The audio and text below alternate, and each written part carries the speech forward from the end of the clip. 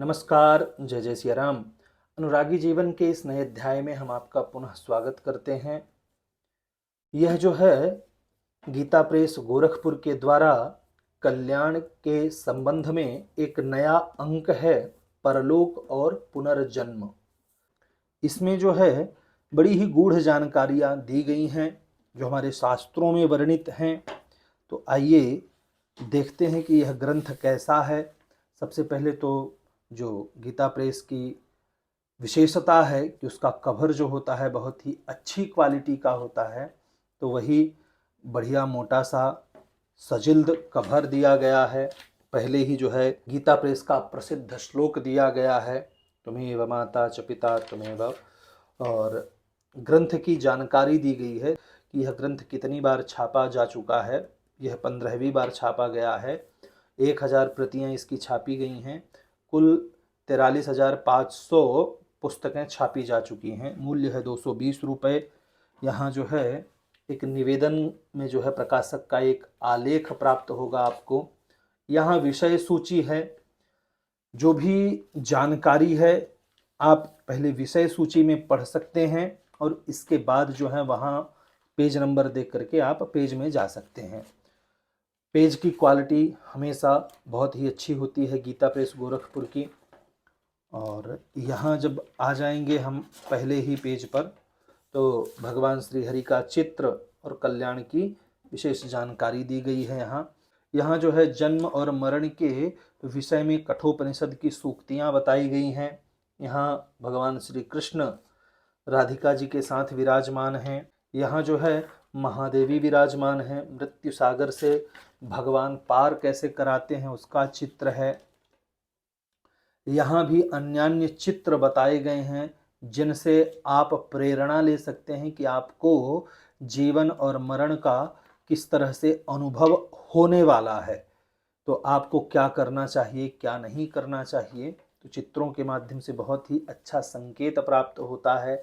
भगवान शिव माँ भगवती पार्वती के साथ यहाँ विराजमान हैं। वस्तुतः अगर एक शब्द में कहना हो कि इस ग्रंथ में क्या लिखा है, तो आप यह समझिए कि जीवन और मृत्यु से संबंधित ही बातें बताई गई हैं। किस तरह से आप अपने जीवन को सफल बना सकते हैं और मृत्यु को उत्सव के रूप में मना सकते हैं। जैसे कि हमने यहाँ एक हाईलाइट किया हुआ है कि मृत्यु की मूर्ति कैसी है। वस्तुतः जो है मृत्यु कैसा दिखता है, तो यहाँ उसी का वर्णन दिया गया है कि मृत्यु का वाहन जो है वो महिष है। वाहन जो है वो महिष है, भैंस। वह देव समूह द्वारा पूज्यमान चरण कमल है। चतुर्भुज है, उसमें पास, खड्ग, अंकुश और गदा ये अस्त्र हैं। 4 अस्त्र लेकर के यमराज, वास्तुतः में यमराज का ही जो स्वरूप है उसी का वर्णन यहाँ किया गया है। तो इस तरह से मृत्यु की जानकारी यहाँ दी गई है। आते हैं कि ग्रंथ में क्या क्या है। ऐसे तो हम पन्ने पलटाते जाएंगे, आपको कुछ जानकारी नहीं होगी, आप हमको सुनते जाएंगे। वेद में मृतात्मा की अष्टविध दशा, मृतात्मा जो होती है उसकी 8 प्रकार की जो दशाएं बताई गई हैं वेदों में, उसका वर्णन यहाँ बताया गया है कि किस तरह से कौन कौन सी दशाएं मृतात्मा की हो जाती है। यहाँ कुछ दृष्टांत भी दिए गए हैं जिनके माध्यम से आप शिक्षा प्राप्त कर सकते हैं। दृष्टांत के पश्चात मृत्यु के समय भगवान नाम और उसका फल। अगर मृत्यु हो रही है तो उस समय अगर हम भगवान का नाम जप कर रहे हैं तो उसका क्या फल है, इस विषय में जानकारी दी गई है। यहाँ इसके बाद जो है मोक्ष का सोपान बताया गया है। ब्रह्मचारी प्रभुदत्त जो ब्रह्मचारी जी थे उनके माध्यम से यह आलेख प्राप्त हुआ। बहुत ही अच्छा आलेख है, आपको इस प्रकरण को अवश्य पढ़ना चाहिए। हमने जो है इसको 1-2 बार पढ़ा क्योंकि ये बहुत ही रोचक जानकारी है। जैसे कि हम आपको बताते हैं कि इंद्रिय जित होकर वाणी का संयम कर लें। वाणी का प्रयोग कभी सांसारिक कार्यों में ना करें। वाणी का संयम होने से मन का संयम सहज हो जाता है और मौन से बढ़कर संसार में कोई तप नहीं है। तो यहाँ जो है मोक्ष के जो साधन, कुल मिलाकर के साधन जो हैं वो बताए गए हैं। तो तो अब इंद्रिय जित होकर के भी मोक्ष प्राप्त किया जा सकता है, ब्रह्मचर्य का पालन करके भी। तो किस तरह से?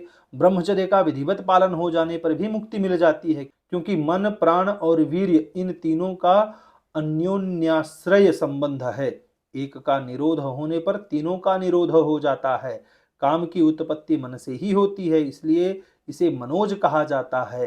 मन को मथ देने के कारण इसे मनमथ भी कहते हैं। मन का निरोध हो जाने पर प्राणों का और ब्रह्मचर्य का भी निरोध हो जाता है, अथवा प्राणों का ही प्राणायाम आदि निरोध होने पर मन और वीर्य का निरोध हो जाता है। इस तरह से आप जब उसको अच्छे से पढ़ेंगे तो आपको और भी यह जानकारी बड़ी ही रोचक लगने वाली है। तो मोक्ष प्राप्ति के लिए यहाँ जो 10 साधन बताए गए हैं, उस विषय पर जो है बहुत ही अच्छा आलेख प्रभुदत्त ब्रह्मचारी जी द्वारा लिखा गया है, उसको पढ़ना चाहिए आपको। तीर्थंकर और सिद्धों के विषय में बताया गया है। पूर्व जन्म और भाव सिद्धि, पूर्व जन्म से संबंध जो है भावनाओं का यहाँ आलेख दिया गया है। बीज और जीव पर भी जो है जानकारी दी गई है। पुनर्जन्म का मौलिक अधिकार, पुनर्जन्म अनुमान है, अनुभव है कि शास्त्र सिद्ध है। लोग कहते हैं ना कि पुनर्जन्म होता है कि नहीं होता है। जैसे कि एक धर्म है जिसे हम विधर्म कहते हैं, तो उस विधर्मी लोग जो हैं पुनर्जन्म में विश्वास नहीं रखते। तो ये जो आलेख है सिद्ध करता है कि पुनर्जन्म जो है अनुमान है कि अनुभव है कि शास्त्रों में इसका सिद्धि बताई गई है कि हाँ, शास्त्र से के द्वारा सिद्ध किया गया है कि पुनर्जन्म होता है। तो यहाँ भी बताया गया है कि कौन सा धर्म जो है नहीं मानता है। इसके बाद परलोक और पुनर्जन्म पर बढ़िया सुंदर आलेख दिया गया है। अनेक लोक हैं, 3 लोक, देवलोक, पितृलोक, यमलोक, तो इन सब पर बढ़िया जानकारी दी गई है। 8 सिद्धियां कौन कौन सी है? अणिमा, महिमा, लघिमा, गरिमा, व्याप्ति, पराक्रम, ईशित्व, वशित्व। 9 तुष्टियां कौन सी हैं? तो इस तरह से जो है जो आपने हनुमान चालीसा में आप पढ़ते हैं ना कि अष्ट सिद्धि नवनिधि के दाता, असवर दीन जानकी माता। तो ये वही अष्ट सिद्धियां और नवनिधियां हैं जो माँ भगवती जगत जननी ने श्री हनुमान जी को प्रदान की थी। बहुत अच्छी जानकारी यहाँ दी गई है। इसके बाद आप आगे बढ़ते जाएंगे तो मानव जीवन का लक्ष्य क्या है? तो भगवत प्राप्ति है। उस विषय में आलेख दिया गया है, प्रामाणिक आलेख दिए गए हैं। ऐसा नहीं है कि मनमुखी, मृत्यु तथा पुनर्जन्म। कुल मिला के आप समझिए कि मृत्यु, जन्म और इसके बाद फिर पुनर्जन्म, इसी से संबंधित आलेख दिए गए हैं। जानकारी है, अच्छी है। ऐसा नहीं है कि आप पढ़ेंगे तो आपको बोरियत लगेगी। हो सकता है यह सबके लिए ना हो, निस्संदेह। भीड़ जो है वो सब्जी के बाजार में होती है, सोने की दुकान में जो है वही लोग पहुंचते हैं जो धनिक होते हैं। ये वही सोने की दुकान है जहां वही धनिक लोग आएंगे जिनको जन्म, मृत्यु, पुनर्जन्म, मोक्ष, पाप, पुण्य, इन सब की जानकारी लेना है, अथवा इन सब की जानकारी लेने में वह रुचि रखते हैं। हमने पहले भी बताया था मृत्यु को महोत्सव जानना चाहिए। तो मृत्यु को महोत्सव कैसे बनाया जा सकता है, इस विषय में बढ़िया जानकारी है। यहाँ चित्रों के माध्यम से जो है बहुत ही सुंदर शिक्षा हमको दी गई है। आप इनको अच्छे से देख करके सीख सकते हैं। मृत्यु पर कुछ विचार जो हैं, आत्मत्याग, आत्महत्या और स्वेच्छा मृत्यु पर जो है शास्त्रों का क्या कहना है, इस विषय पर भी बढ़िया जानकारी दी गई है। असामान्य जन्म एवं मृत्यु पर जो है बहुत ही अच्छी जानकारी, इसीलिए यहाँ हाईलाइट हम किए हुए हैं क्योंकि ये बहुत ही अच्छी जानकारी इस विषय पर दी गई है। अकाल मृत्यु जिसकी होती है उस विषय में भी अच्छी जानकारी है। जो लोग मृत्यु से डरते हैं तो उनके लिए यह विशेष एक चैप्टर दिया गया है कि मृत्यु की विभीषिका और उसका निराकरण। मृत्यु से जो आप डरते हैं उसका निराकरण बताया गया है यहाँ। जन्म और मृत्यु का रहस्य, मृत्यु और व्यक्तित्व, इस तरह से यहाँ जो है बहुत ही सुंदर आलेख दिए गए हैं। यह एक तरह से आलेख का ही जो है संग्रह दिया गया है इसमें। हालांकि और भी बहुत सारी जानकारियां जो हैं इसमें प्रदान की गई हैं, जैसे हम आपको आगे दिखाते हैं। ये देखिए, षडध्वा रहस्य बहुत ही गुप्त रहस्य है जिसकी जानकारी यहाँ श्री कुलमार्तंड राजगुरु पंडित योगींद्र कृष्ण द्वारा दी गई है। तो ये बहुत ही दिव्य रहस्य है, षडध्वा रहस्य। देह पर, अपने देह पर चिंतन करने का विचार जो है इसी षडध्वा रहस्य से ही प्राप्त होता है। तो उस विषय में भी बढ़िया जानकारी दी गई है। यहाँ जो है उसी षडध्वा रहस्य के ऊपर जो है विशोधन प्रक्रिया है, उसके विषय में बताया गया है। परलोक पुनर्जन्म पर विचारधाराओं का चिंतन किया गया है। प्रेत इत्यादि पर भी चिंतन किया गया है कि प्रेत होते हैं कि नहीं होते हैं, प्रेत योनि है, किस तरह से उससे मुक्ति पाई जा सकती है, इस विषय में भी जो है इसमें बढ़िया जानकारी दी गई है। श्राद्ध तर्पण के विषय में भी बढ़िया जानकारी, बृहद में नहीं है कि बहुत बृहद में है, परंतु है, सूक्ष्म नहीं है कि अति सूक्ष्म ही लिखा गया है।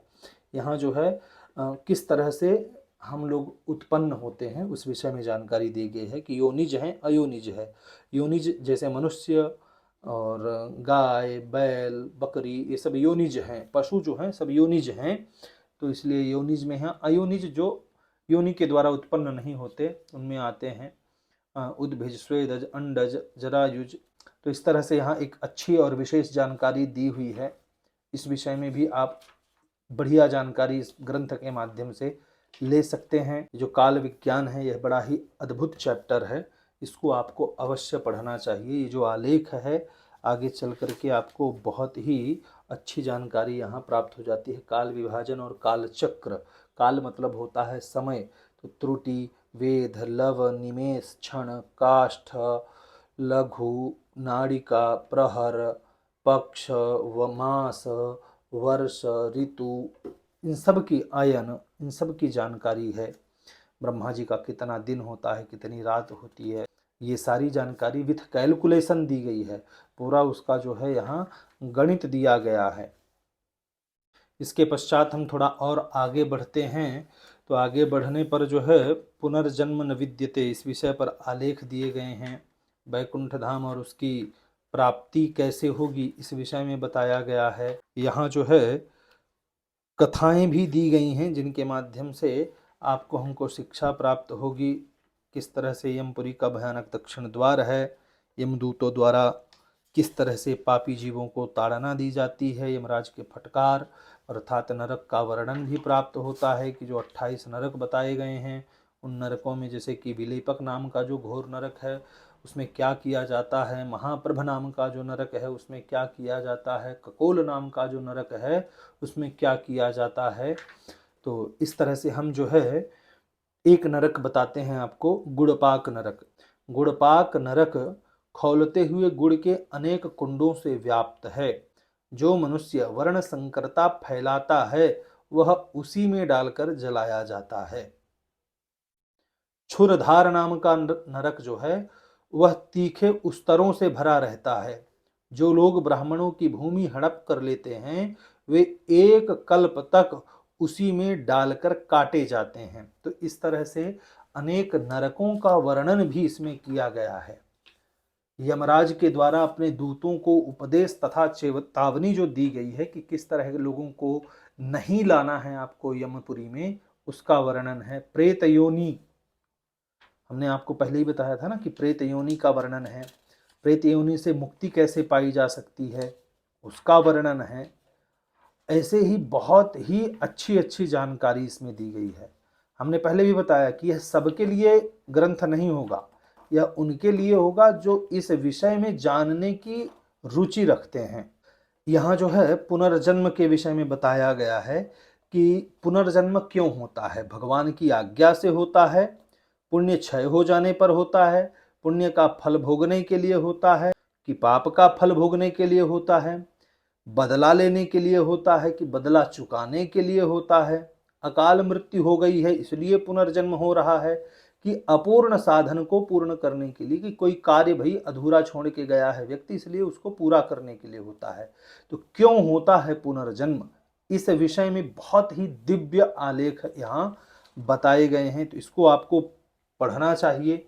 अनेक धर्मों में किस तरह से जो है पुनर्जन्म को मानते हैं उस विषय पर भी यहाँ दिया गया है कि जैन धर्म में, इस्लाम धर्म में, और इसके अलावा ईसाई धर्म में, हर धर्म के विषय में जो है कि उस धर्म में पुनर्जन्म को मानते हैं कि नहीं मानते हैं, तो उसके विषय में भी बताया गया है। इसके बाद पुराणों में जो वर्णित पुनर्जन्म की कथाएं हैं, जैसे कि प्रहलाद जी के पूर्व का जन्म क्या था, बाद में प्रहलाद बने, नारद जी जो है पूर्व जन्म में क्या थे, राजा बलि जो है पूर्व जन्म में क्या थे, नल दमयंती के पूर्व जन्म का वृत्तांत, कुब्जा भगवान श्री कृष्ण ने जिसको सुंदरी कर कह के पुकारा था, उस कुब्जा के विषय में भी जो है यहाँ जानकारी दी गई है।